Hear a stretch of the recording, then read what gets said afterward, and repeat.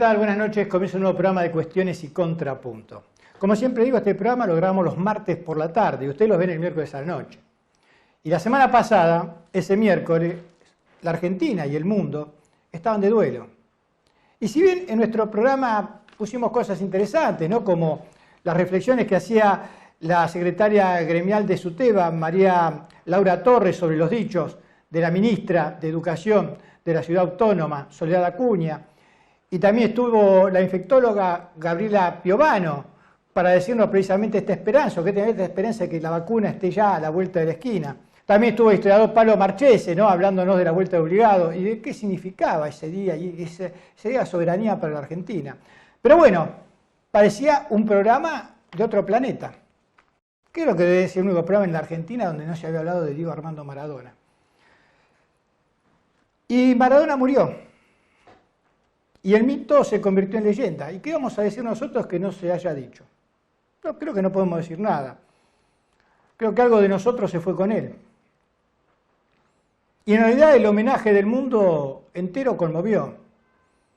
A mí lo que más me impresionó fue una viñeta de un diario inglés donde Maradona se había aludido a toda la historia inglesa, ¿no? Desde Shakespeare, Winston Churchill, Enrique VIII, la reina de Inglaterra, los Beatles, Sherlock Holmes.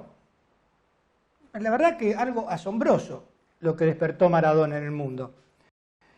Y seguramente que no fue solo porque era un genial futbolista, que lo fue de hecho, ¿no? ¿Qué cosa esto, no? Casi todos están convencidos que los 5 más grandes jugadores que hubo en la historia del mundo, 3 fueron argentinos. Di Stéfano, Maradona, Messi. Uno brasilero, Pelé, y el otro el holandés, Johan Cruyff. O sea que nosotros individualmente pueden aparecer estas genialidades. También en la historia del fútbol hay naciones que tienen más campeonatos que nosotros. Brasil, Italia, Alemania. Y con nosotros está Uruguay, Francia. Algún sociólogo tendría que explicar alguna vez esto de que individualmente podemos rendir mucho y colectivamente nos cuesta. Pero de lo que todo el mundo habló fue de los homenajes en la previa del partido de rugby entre Argentina y los All Blacks. Los All Blacks, el mejor equipo de rugby del mundo, pero por lejos. Aquellos que para ellos su tradición es antes de comenzar el partido hacer su haka, ¿no?, esa danza maorí, postergaron la danza maorí para homenajear a Diego Maradona. Y fueron como una ofrenda de su capitán hasta el centro de la cancha a poner una camiseta de los All Blacks número 10 con la palabra Maradona. ¿Qué hicieron los rugby nuestros? Miraron, no entendieron nada. Su homenaje había sido una cinta aisladora negra en el brazalete. Así sintieron los Pumas que debían homenajear a Diego Armando Maradona. Qué poca empatía, ¿no? Creo que quedó expuesto el rugby argentino. No el rugby, sino el rugby argentino. Un deporte de élite. Evidentemente es un deporte de una clase social aquí en Argentina. Es más, ellos todavía se ufanan de decir cosas que se decían en Inglaterra en la última mitad del siglo XIX, cuando nacieron el fútbol y el rugby. Porque el fútbol y el rugby tuvieron el mismo origen, un origen aristócrata en esa Inglaterra victoriana. Y enseguida comenzó la discusión entre esos dirigentes. ¿Por qué? Porque algunos decían que los dirigentes del fútbol estaban cometiendo el error de hacerlo popular ese deporte, que ya estaba calando en los trabajadores, los astilleros, los trabajadores de las fábricas de esa segunda revolución industrial que se estaba dando en Inglaterra. Y entonces, ¿cuál era la amonestación, entre comillas, que decían esos caballeros a otros caballeros? Decían que el rugby era un deporte salvaje jugado entre caballeros y que en cambio el fútbol era un deporte de caballeros pero que lo jugaban los salvajes. Ese pensamiento de hace 150 años hoy está en la Argentina, en esa clase dirigencial y en esos jugadores y en esa elite que así se ven a sí mismos. Por eso no fue casualidad que reaparecían, ¿no es cierto?, los tweets, que no voy a nombrar, no voy a decir ninguno porque fueron totalmente agraviantes, insultantes, xenófobos, de clase, racista, todo lo que ustedes decían, la peor mierda. Bueno, eso fue los tweets que hoy se van a conocer de Matera, de Sossini y de Guido Petti. dicen, lo escribimos hace muchos años. Incluso en su disculpa fue terrible lo que pusieron. Porque dijeron, bueno, pasaron 8 años y pedimos disculpas a nuestra familia, al rey argentino. No a los que ellos habían humillado. No. Porque siguen pensando lo mismo. Entonces, ¿la culpa es de ellos? ¿O es de ese entorno y de eso que lo hacen a todos paridos, parece, por la misma matriz? Yo por concepción no soy clasista. Ahora, en realidad, estos tipos tienen una ideología de clase, pero muy fuerte. Y si queremos la podemos asociar con la política. ¿Saben por qué? Porque el 17 de noviembre pasado, cuando en el Congreso de la Nación se estaba discutiendo este impuesto, que no es un impuesto, sino que es una contribución de las grandes fortunas al país por lo que está pasando, por la pandemia que nos agarró. Bueno, un dirigente de Juntos por el Cambio, Eduardo Cáceres, él es de San Juan, decía que ese día era el día también el día de la militancia, ¿no? El peronismo festeja el 17 de noviembre, el día de la militancia. Había movimientos sociales también en las calles afuera del Congreso. Él decía que esa gente que se manifestaba por un plato de comida no era la que iba a salvar a Argentina. O sea que para este personaje el peronismo es un plato de comida. O sea, los peronistas son peronistas por un plato de comida. La verdad, no entiende nada. Lamentablemente eso también lo piensa mucha gente. Mucho no, pero algunos lo piensan. Y decía que lo que iba a sacar adelante la Argentina eran los valores del rugby, los valores de los Pumas. Aquellos que no reconocen ni su propio origen, porque ¿sabe lo que tienen los Pumas en la camiseta? Un jaguareté, no un puma. Sin embargo, claro, ¿cómo así jaguareté? Que incluso es un nombre muy nativo, no, los Pumas. Entonces se pone un jaguareté y dice que son los Pumas. Bueno, este hombre decía que la Argentina iba a salir adelante con los valores de los Pumas. ¿Esos son los valores de los Pumas? Punto y aparte, en esta semana ese diputado fue denunciado por su expareja Jimena Martinazo por violencia y subió fotos donde se mostraban moretones. O sea, un combo perfecto este legislador. Y un combo perfecto también, con esto no es que, bueno, Pumas, clase alta, Juntos por el Cambio, contra pueblo, peronismo, no, las cosas no son así tan lineales. Pero tampoco nada es casual, ¿eh? Nada es casual. Así que bueno, yo lo único que tengo para decir de Diego Maradona es que siempre vamos a estar en deuda con él. ¿Y saben por qué? Porque es imposible pagar las alegrías. Y este hombre nos dio muchas alegrías y mucha felicidad al pueblo argentino. Y con este rostro de Diego Maradona y esta jugada inmortal, nos vamos a un corte y al regreso estaremos con el diputado provincial, Juan Gómez, para que nos acompañe aquí en Cuestiones y Contrapuntos.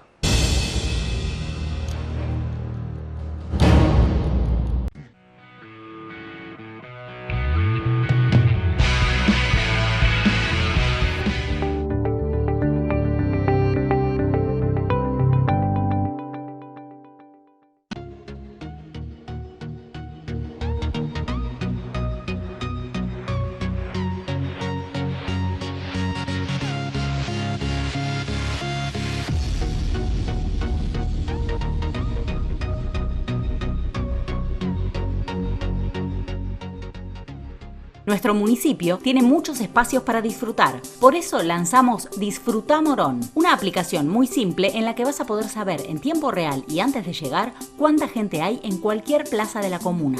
Municipio de Morón, corazón del oeste. Te presentamos Doctor Osdepim, un servicio de nuestra obra social, por el cual podés comunicarte con un médico a través de videollamadas las 24 horas del día, los 7 días a la semana. Baja la aplicación y sumate a la telemedicina a través de tu consulta médica online, sin salir de tu casa. Osdepim, te estamos cuidando.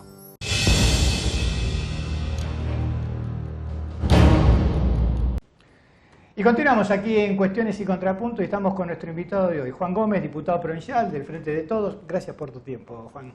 Gracias a vos, Carlos. Bueno, se terminó un año muy complicado para todo el mundo, ¿no? Un año, la verdad que un año de mierda fue sobre todo para aquellos que lamentablemente tuvieron que perder algún familiar o pasar por esta enfermedad. Sin embargo, en la Cámara de Diputados se trabajó más que otros años. ¿Cómo es esto? Sí, escuchaba tu editorial recién y fue la frutilla triste que le faltaba este año tan difícil.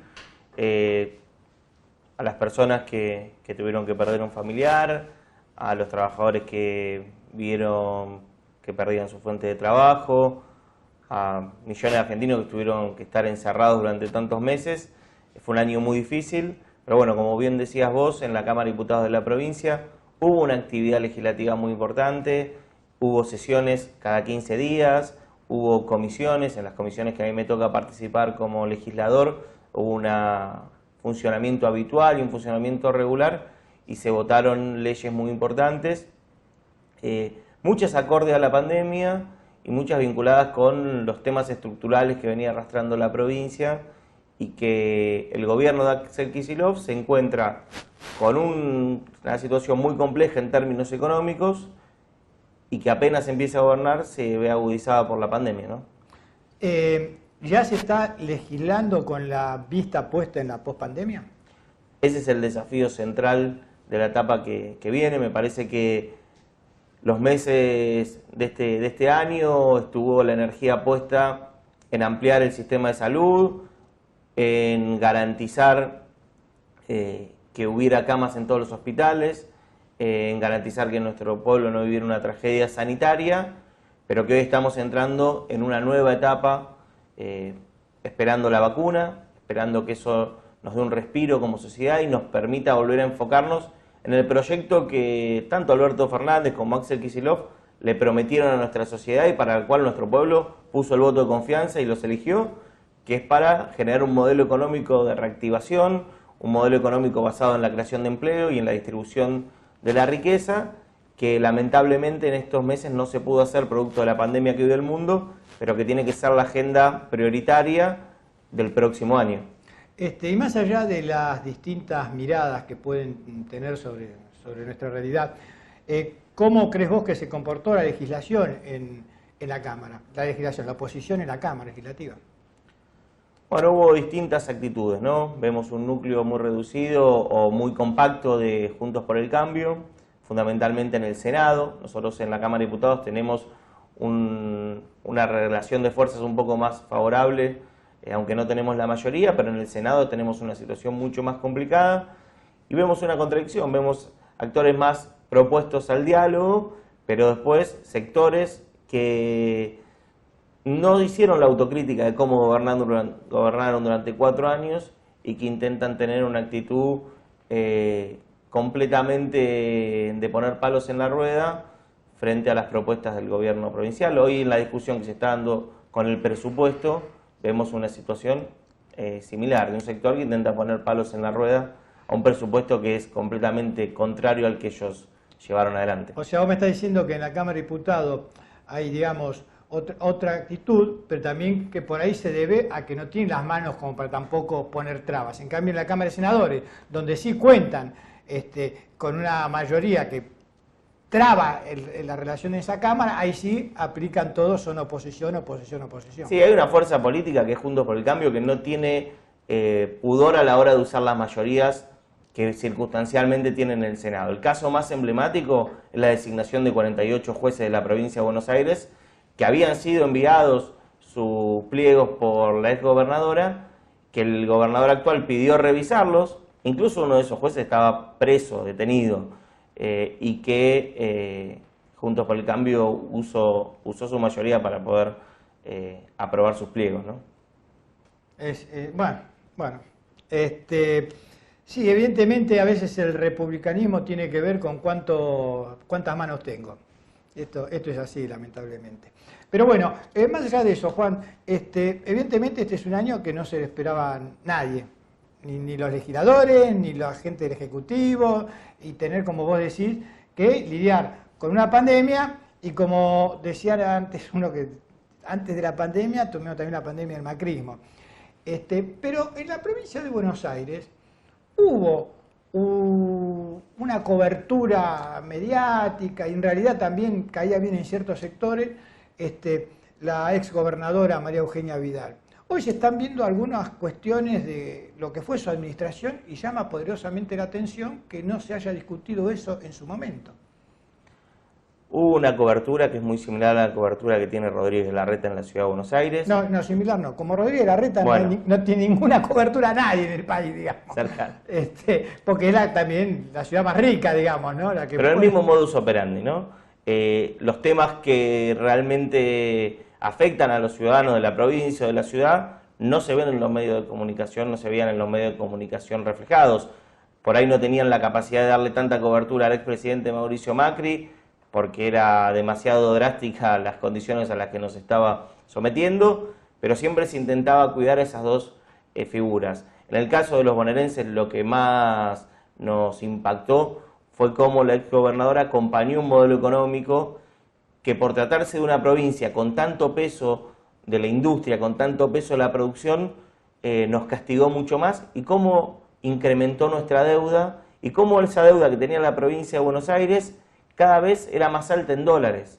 Eso es realmente una de las situaciones más complicadas que nos generó, y que hoy, que estamos discutiendo el presupuesto, se está discutiendo en la Comisión de Presupuesto el presupuesto para el año que viene, intentamos modificar de manera sustancial.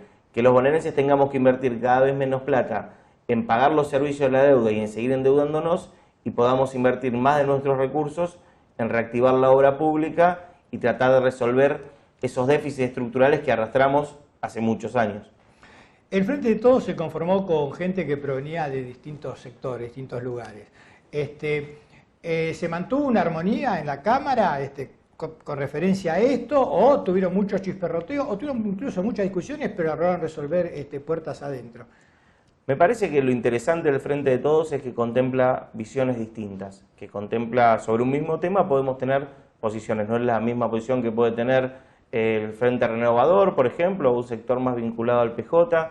El éxito de la propuesta electoral fue que nosotros le ofrecimos a la sociedad un proyecto que contemplaba esas miradas. El desafío, y me parece que este año lo pudimos sortear muy bien, es poder generar dentro del espacio político los procesos de discusión necesarios y que eso no signifique una ruptura. Nos escuchamos muchos años hablar bien de las coaliciones de gobierno. Hoy que el peronismo ha logrado construir una coalición de gobierno, el argumento es que siempre estamos a un paso de la fractura. Me parece que todos los dirigentes, las dirigentes, todos los militantes y militantes que son parte del Frente Todos entienden que este proyecto político solo puede gobernar si tiene una unidad suficiente que integre a todas las visiones y logre discutirlo en su seno, ¿no? Es que si algo quedó en claro es que el peronismo unido es invencible. Entonces, bueno, precisamente hay que tratar de ver de qué manera se desgasta o comienza cada uno a tener su propia salida para fracturarlo y lograr que otras opciones puedan acceder al gobierno. Esto es así también. Y en la inteligencia de lograr esa unidad para llegar al gobierno está también la inteligencia de mantener esa unidad para ahora en el gobierno, ¿no es cierto?, tener una salida a este desastre en que se encuentra la Argentina. Lo decía Cristina antes de las elecciones. Había que construir una coalición muy amplia para ganar las elecciones, y el desafío es si podemos construir una coalición aún más amplia para gobernar. Obviamente teniendo en cuenta la defensa de los intereses de los sectores que nos votaron para representar un determinado modelo de país. Por eso me parece que es importante generar espacio de diálogo, pero siempre teniendo en cuenta que la mayoría de nuestro pueblo nos votó para que volvamos a una senda de recuperación de derechos. No nos votó para que sigan ganando los que habían ganado en la etapa anterior, pero con ese concepto sí me parece que es importante abrir los espacios de discusión y que en la mesa de debate político estén representados todos los sectores, porque hoy la Argentina está en una situación tan estructural y tan compleja que necesitamos que todos apoyemos y todos tiremos para el mismo lado. ¿Ustedes son conscientes que en la fotografía lo que van a tratar de ver es que esta ciudad rica, como es la ciudad autónoma, gobernada por Cambiemos, la gente está mejor que en el conurbano bonaerense, gobernada por el Frente de Todos?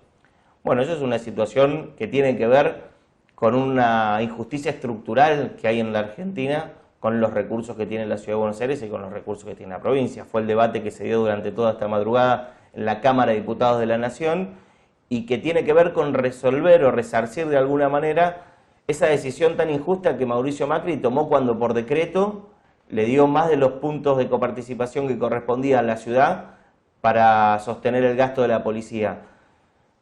La idea es poder resarcir esa situación. Me parece que es necesario que resolvamos esa injusticia. Todo el municipio de La Matanza tiene los mismos recursos que tiene una secretaría de la Ciudad de Buenos Aires, cuando viven la misma cantidad de habitantes. Entonces, esa injusticia estructural, ese desequilibrio económico, donde hay una provincia muy rica, una ciudad muy rica y una provincia muy pobre alrededor, es uno de los puntos centrales que tenemos que resolver como gobierno.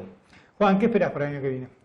Una agenda de generación de empleo, esperamos poder tener la vacuna, que la Argentina tenga un esfuerzo donde colaboremos todos en poder vacunar a la mayor cantidad de compatriotas y que a partir de esa gesta podamos volver a trabajar, podamos volver a producir y que nos permita dar una vuelta de página de lo que sufrió nuestro pueblo los 4 años de Macri y este último año de pandemia. Ojalá que así sea, ¿eh? Bueno, y pasó por las cámaras de Cuestiones y Contrapuntos Juan Gómez, diputado provincial del Frente de Todos. Nos damos un corte y seguimos con el programa.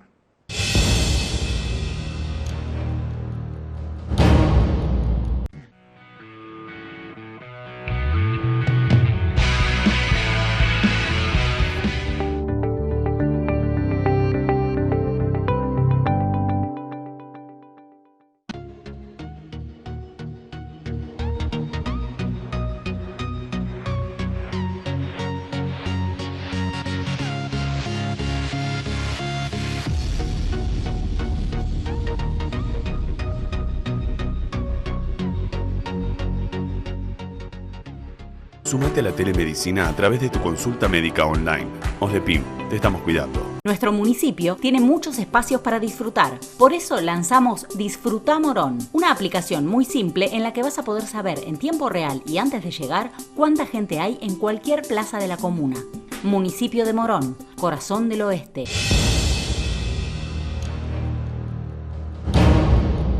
Y continuamos aquí en Cuestiones y Contrapuntos y estamos con el periodista deportivo Ricardo Gota. Gracias por tu tiempo, Ricardo. Bueno, vamos por favor, gracias a usted.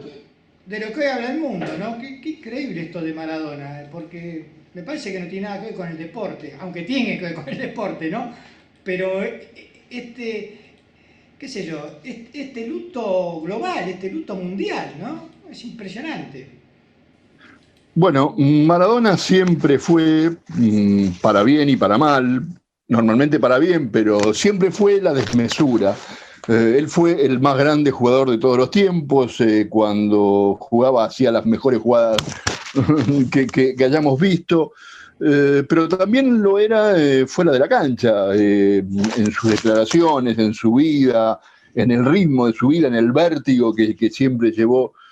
Y bueno, en el conocimiento y en la popularidad que siempre tuvo en todo el mundo. Por eso, digamos que sí, sorprende, claro que sorprende esta situación, estas repercusiones en todo el mundo.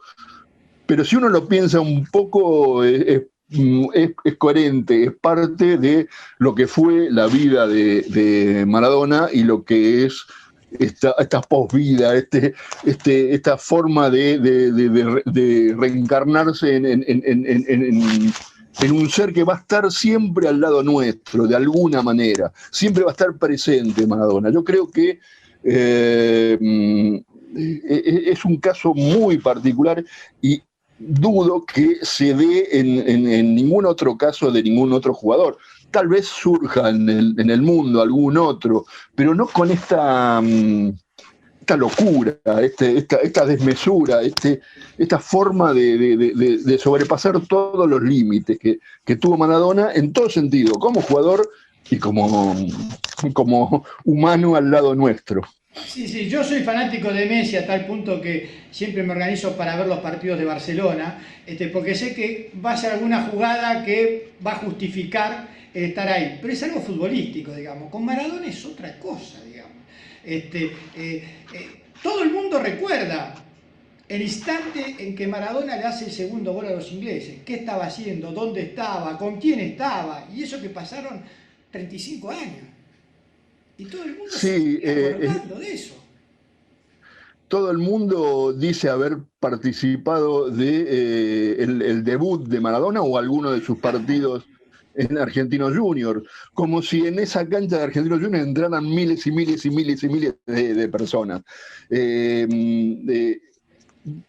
La verdad Que hoy entra fue más un gente que en fenómeno, esa época incluso.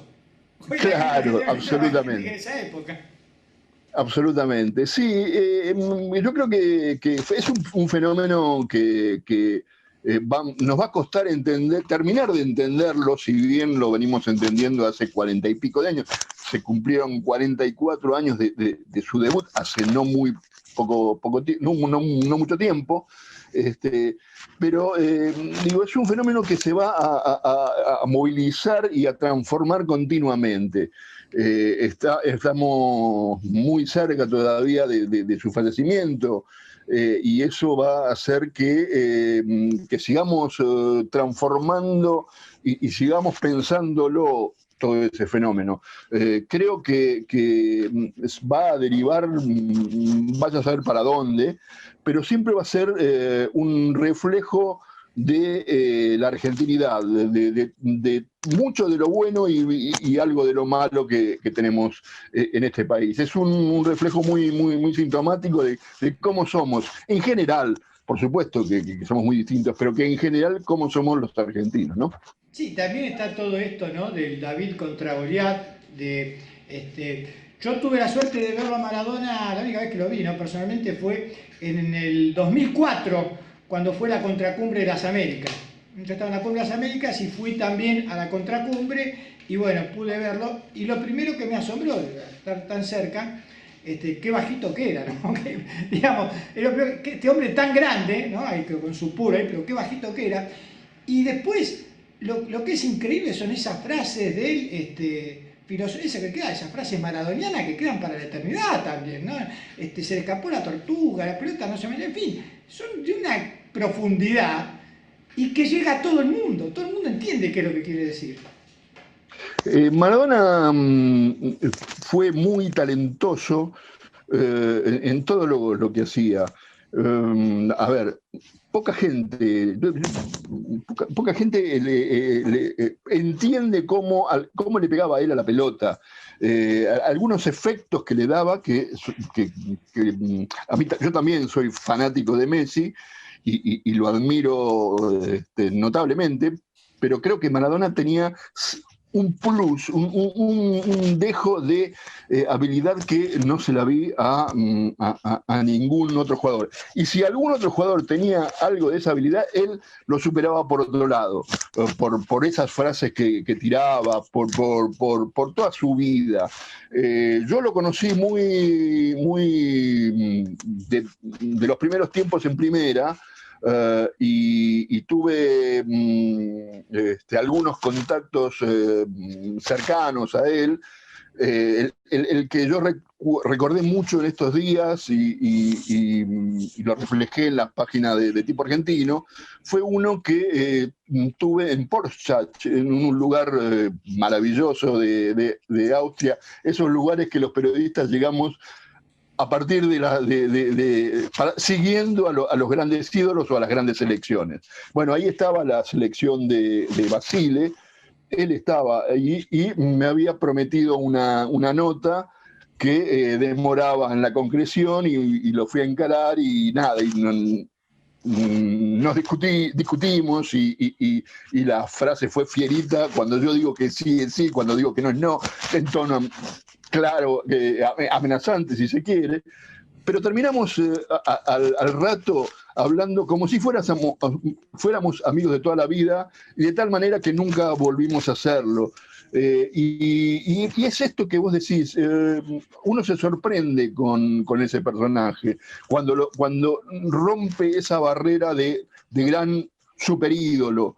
Era un tipo que muy gracioso, muy simpático, muy dado, muy afectuoso también. Y muy bajito, realmente no era el grandote que uno puede pensar de los grandes superhombres, superídolos, ¿no? Qué increíble, ¿no? Te decía que yo hace pocos años anduve por Nápoles y me llamó la atención no la veneración, que sabía que estaba esa veneración por Maradona, sino que la imagen que veneraban y que estaban venerando de Maradona no era la imagen del Maradona jugador, sino la imagen actual de Maradona, ¿no? Con la barba, con su obesidad, y lo seguían adorando como un dios. Bueno, esto tiene que ver con lo que hablamos recién, ¿no? Es decir, él llegó a Nápoles, llegó a Italia justamente y defendió la camiseta de uno de los equipos más humildes de Italia. Y todo el mundo lo plantea a él como el gestor de los grandes títulos y de las grandes reivindicaciones del sur italiano contra el norte opulento de Italia. Un norte que es particularmente poderoso y que hace y que demuestra su poder al resto de los italianos.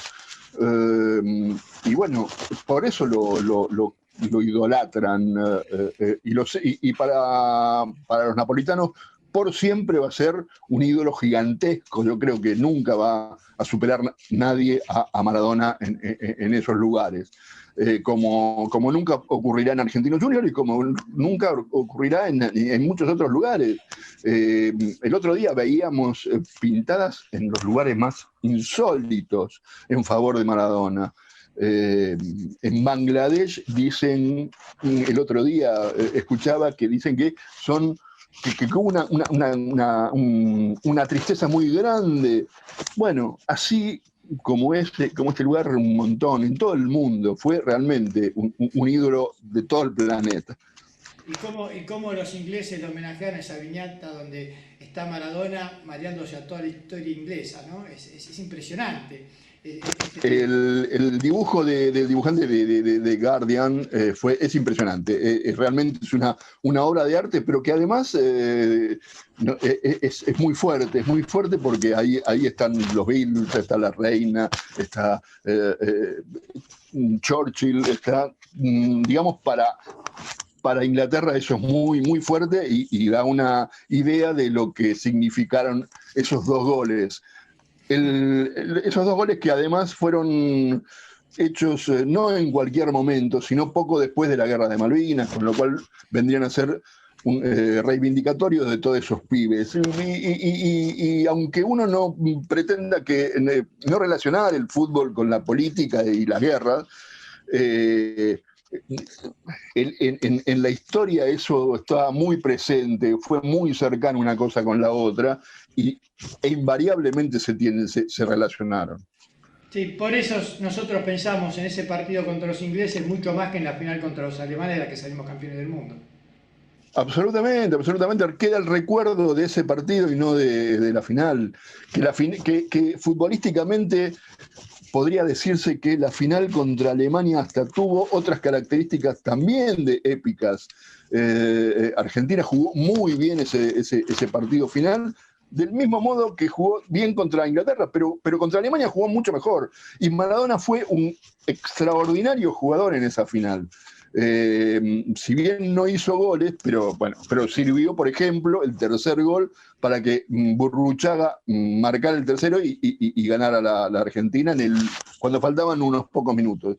Está claro que ese mundial no va a volver a suceder para la Argentina, porque realmente fue maravilloso de punta a punta y porque lo tuvo al mejor Maradona de todos los tiempos. Sí, y ese partido con Inglaterra fue tan determinante que opacó los dos golazos que hizo contra Bélgica, que si no hubiese sido por los goles a Inglaterra, esos dos golazos estarían en los anales del fútbol mundial, porque fueron impresionantes esos dos goles a los belgas. Pero bueno, antes se habían echado los ingleses y quedamos con eso. Por último, Ricardo, ¿qué es lo que te queda a vos de Maradona?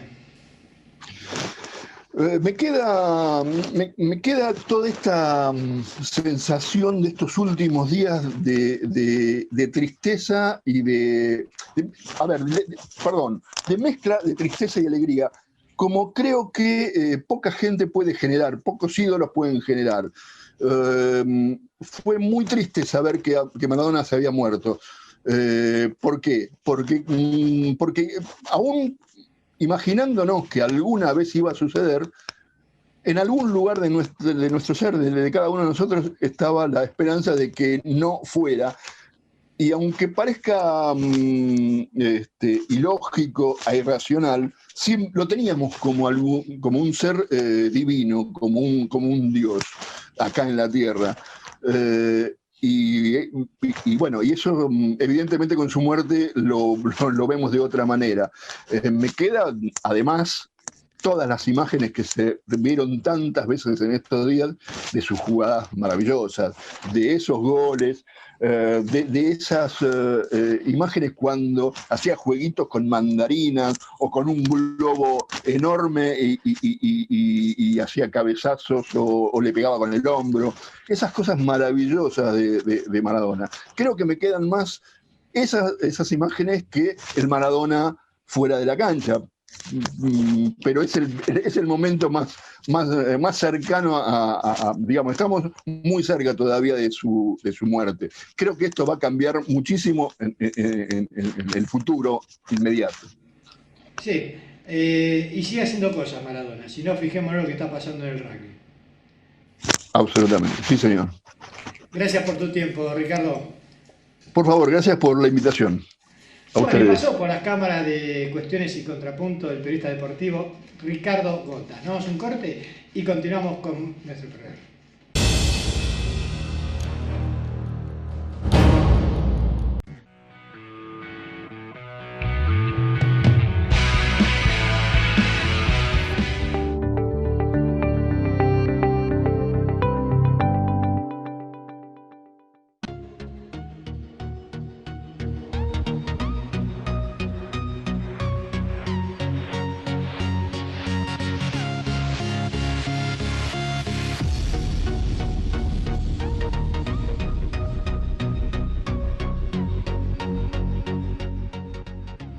Nuestro municipio tiene muchos espacios para disfrutar. Por eso lanzamos Disfruta Morón, una aplicación muy simple en la que vas a poder saber en tiempo real y antes de llegar cuánta gente hay en cualquier plaza de la comuna. Municipio de Morón, corazón del oeste. Te presentamos Doctoros de PIM, un servicio de nuestra obra social, por el cual podés comunicarte con un médico a través de videollamadas las 24 horas del día, los 7 días a la semana. Baja la aplicación y sumate a la telemedicina a través de tu consulta médica online, sin salir de tu casa. OSDEPIM, te estamos cuidando.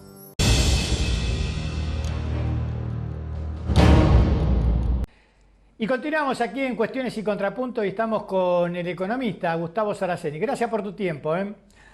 Gustavo. Gracias, Carlos. ¿Cómo estás? Hace 2 meses, un mes y medio atrás, todos los días estábamos, el dólar sube, trepa a los 200. Después baja y ahora se empareja casi con el dólar el poco dólar que se puede comprar, digamos, con el impuesto país, digamos, está más o menos igual, cada vez más junto. ¿A qué se debe esto? Mirá, lo que vos, para contestarte puntualmente la pregunta, ¿te acordás cuando se había sacado de la posibilidad de home banking de comprar dólares, que fue durante ese momento que el dólar llegó a 195 pesos y la misma semana que la gente se le habilitó el tema de poder comprar con home banking, tuvo una caída estrepitosa como de 20 pesos y de ahí no paró de bajar o de mantenerse a la baja? Bueno, ahí tenés un poquito la explicación, ¿sí? Al sacar, digamos, las personas, no por una cuestión de culpa, ¿no? Porque uno no sabe lo que está haciendo su vecino o el resto de las personas, pero todos hacían más o menos lo mismo, que era sacar dólares del sistema formal para volcarlos al informal.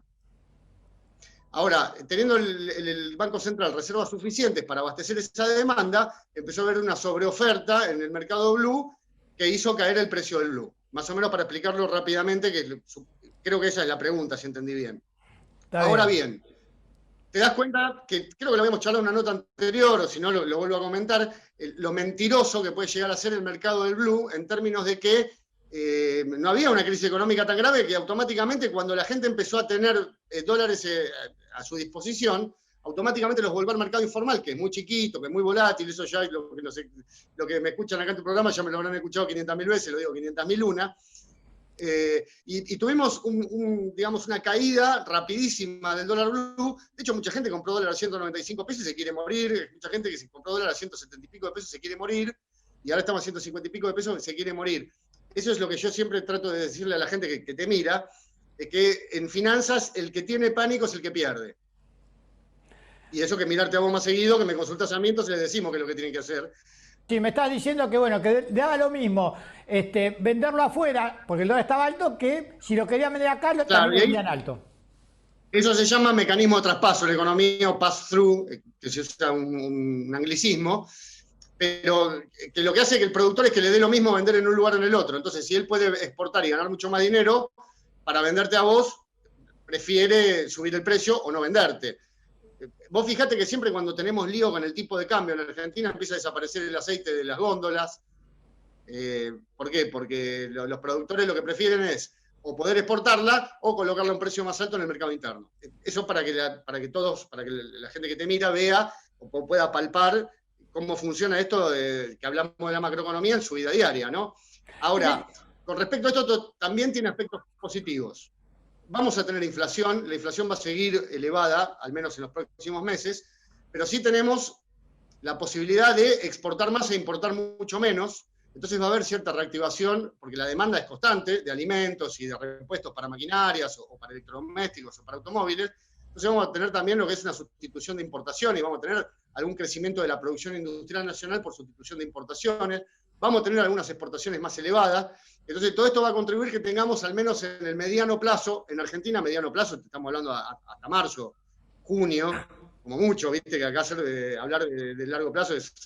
Sí, porque hay una cosa que es real, ¿no es cierto? Pero sí vamos a tener... Hay una cosa que es real, que estábamos hablando recién fuera de cámara, que tiene que ver con que, bueno, la vacuna va a dar resultados, no va a venir la segunda ola, qué va a pasar con el COVID, que es lo que también, digamos, te va a condicionar todo. Pero volviendo al tema de los alimentos, me quedó claro el tema de las harinas, por qué aumentaban, pero la carne que aumenta el 30% también es por lo mismo. Mirá, no, en la carne tenés. Además, bueno, nosotros no estamos exportando, viste que nuestra cuota de exportación se vio modificada en los últimos años. Lo que sí tenés también en el sector de la carne es negociaciones salariales de personal de frigoríficos, tenés aumento en los costos de transporte por el tema de los combustibles. Vos no te olvides que cada vez que se toca los combustibles, tenés afectado a todos los bienes de la economía, porque todo se transporta, y en Argentina casi todo se transporta en camiones. El transporte ferroviario en Argentina ha retrocedido mucho en los últimos 30 años, y es algo, el tipo de transporte que tenemos nosotros se traspasa mucho al precio de los alimentos.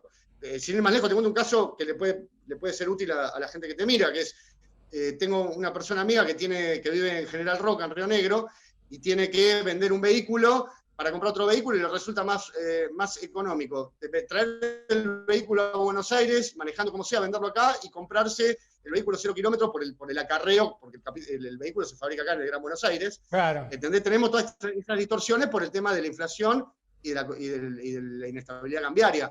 Entonces, lo que se llama los precios relativos en economía, precio relativo, te lo explico rápido para que la gente entienda, es ¿cuántos paquetes de fideos sale un litro de aceite? ¿Se entiende lo que quiero decir? Sí, Eso siempre guarda una proporción, pero ahora estamos que si antes te salía el litro de aceite 4 paquetes de fideo o 2 paquetes de fideo según la marca, ¿sí? Ahora te sale un paquete o 0,75 paquetes de fideo. ¿Por qué? Porque los fideos aumentaron más rápido que el aceite. Y la carne, ¿entendés? Entonces tenemos esas distorsiones que son propias de la inestabilidad que tenemos de la inflación y del tema cambiario. Y además de que tenemos un consumo que se ha restringido mucho. Para usar el lenguaje común, no hay un mango en la calle. ¿Viste? La frase, uno que habla siempre con empresarios pyme, con comercios, la muletilla desde que tengo memoria es no hay un mango en la calle. Y eso es un poquito lo que estamos teniendo ahora. Y va a haber poca plata en la calle porque el Estado también está tratando de restringir un poco el déficit fiscal. La idea es tener una economía que empiece a prosperar y recuperarse el año que viene. Pero lamentablemente el ajuste debe hacerse. Yo no soy pro ajuste. no soy pro ajuste, pero de verdad es que la mala gestión económica del gobierno anterior, sin entrar en temas políticos, pero vos sabés que a grandes números, a medirlo en pobreza, en distorsiones macroeconómicas, en fuga de capital, en endeudamiento, yo no juzgo como positivo la gestión anterior, y el gobierno de Alberto Fernández, a los 3 meses de asumir el cargo, tiene el problema de la cuarentena obligatoria y la pandemia. Y eso fue tremendo para la economía argentina y por eso estamos en esta crisis tan profunda, ¿no? Ahora, perdón que me estoy hablando sin meterte, dejarte meter un bocadillo, disculpame. No, está bien, lo que pasa que, bueno, me queda claro que, digamos, la pandemia es una cosa crucial, porque una cosa es tener vacunas y el pueblo, y que sean exitosas, y poder sortear esta pandemia, y otra cosa muy distinta es si la vacuna no rinde, si viene una segunda ola, si tenemos que volver a encerrar todo, digamos.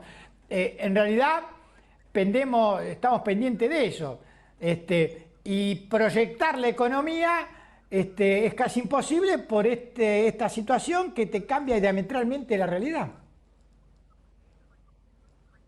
Claro, nuestra recuperación económica es muy endeble en términos de que depende de que un montón de factores, de que haya una segunda ola de contagios que sea, si nos pasa como en Europa, puede ser un gran problema, que la vacuna no tenga la eficacia esperada, que la logística de la vacuna, por más que tenga la eficacia esperada, sea más lenta de lo esperado.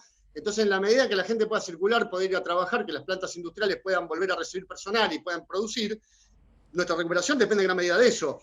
Todas las señales son alentadoras. Después vamos a ir viendo que se cumplan, ¿no?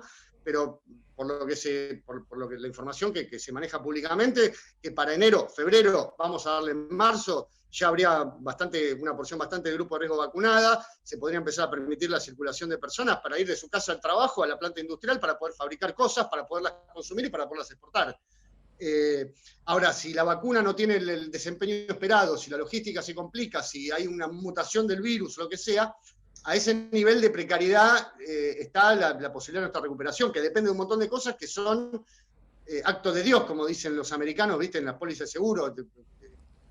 Sí, que son un acto de Dios. Bueno, digamos, estamos en manos de Dios en ese sentido. Más allá de nuestras propias características, no es una situación parcial, sino que es una situación global y que, bueno, el mundo va a terminar, creo yo, solucionando este tema porque precisamente no es un problema de uno, sino que es un problema de todos. Exactamente. Mirá, la noticia más alentadora, la sensación más alentadora que tengo es que lo que existe, lo que en economía llamamos consumo atrasado, que es un montón de bienes que muchas personas que están en condiciones de consumir, pero no pudieron consumirlos por la cuarentena o la pandemia. Hablamos desde las cosas más elementales hasta bienes de lujo.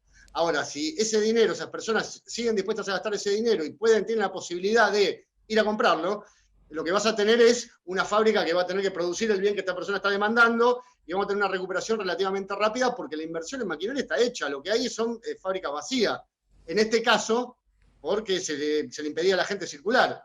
Por eso la recuperación debería ser medianamente veloz. Por eso, para el año que viene se está previendo, al menos el Ministerio de Economía prevé un crecimiento del 5,5, que en épocas normales, como hablábamos fuera de cámara, sería para festejar. Ahora solo estamos recuperando terreno. Pero bueno, no deja de ser una buena noticia, ¿viste? Clarito, Gustavo. Bueno, gracias por tu tiempo, nos volvemos a ver. Esperemos alguna vez que cuando termine esto de encontrarnos en el estudio. Ojalá, así sea. La paso muy bien cuando voy allá, me tratan siempre muy bien. Bueno, y pasó por nuestras cámaras el economista Gustavo Saraceni. Nos vamos a un corte y continuamos con el programa.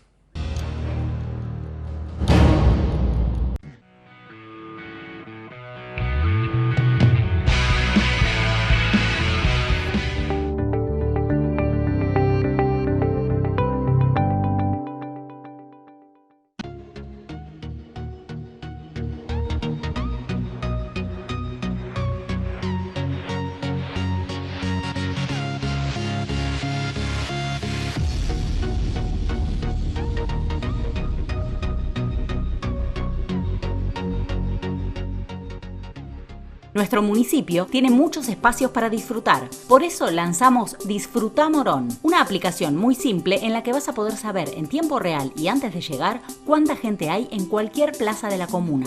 Municipio de Morón, corazón del oeste. Te presentamos Doctoros de PIM, un servicio de nuestra obra social, por el cual podés comunicarte con un médico a través de videollamadas las 24 horas del día, los 7 días a la semana. Baja la aplicación y sumate a la telemedicina a través de tu consulta médica online, sin salir de tu casa. OSDEPIM, te estamos cuidando.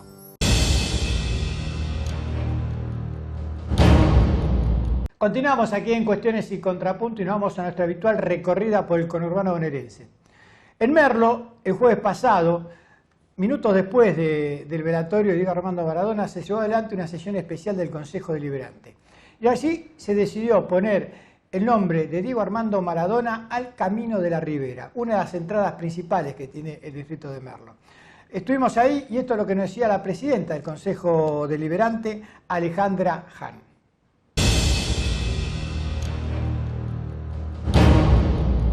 Y bueno, nuestro intendente nos envió un proyecto para que consideráramos todos los concejales y concejalas para que el Camino a la Ribera, popularmente llamado así, se pase a llamar a partir del día de hoy Camino Diego Armando Maradona, para que siempre el pueblo de Merlo lo esté recordando y tengamos el nombre de Diego siempre presente en nuestra vida cotidiana cuando pasemos por ese camino hermoso que hoy tenemos en Merlo. Se desarrolló la jornada de forma democrática, tranquila, en igualdad de oportunidades para todos los concejales, sean de la oposición o no, en poder hacer uso de la palabra y en poder plantear sus ideas, sus diferencias y bueno, ya hemos concluido tranquilamente la sesión.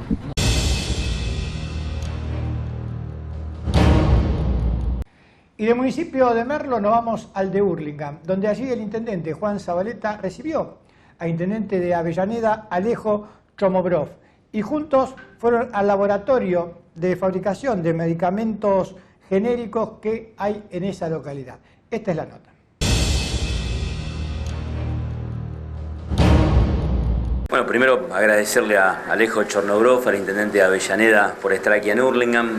Recién hicimos una recorrida de las instalaciones de nuestro laboratorio de medicamentos genéricos. Producimos en nuestro distrito 27 medicamentos genéricos que posibilita tener un abordaje importante en materia de la política de salud pública.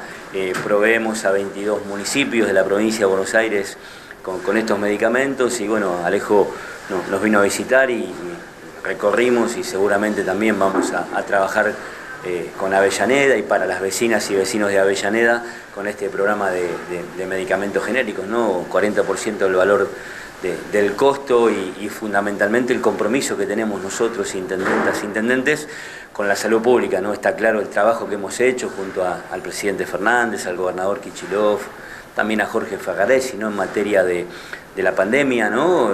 Para dar pelea contra el coronavirus y bueno, arranca una etapa en donde vamos a seguir abordando la política de salud pública y este laboratorio de genéricos es más que importante. Y creemos nosotros que el poder intercambiar experiencia enriquece la mirada de los intendentes y bueno, por supuesto, cuando nuestra secretaria de Salud, Virginia Gañarás, nos dijo que tenía como necesidad empezar a pensar en la compra de medicamentos a otro precio y la posibilidad, antes de que termine el mandato en 2023, de poder armar un laboratorio de producción local. Bueno, por supuesto nos contactamos con Juanchi y él con muchísima predisposición y compromiso y solidaridad sobre todo, nos invitó y bueno, vinimos a conocer una experiencia que realmente es para replicar no solo en Avellaneda, sino en otros lugares. Así que solamente la semana que viene estaremos firmando un convenio para poder abastecernos también con los medicamentos que producen acá en el distrito de Hurlingham.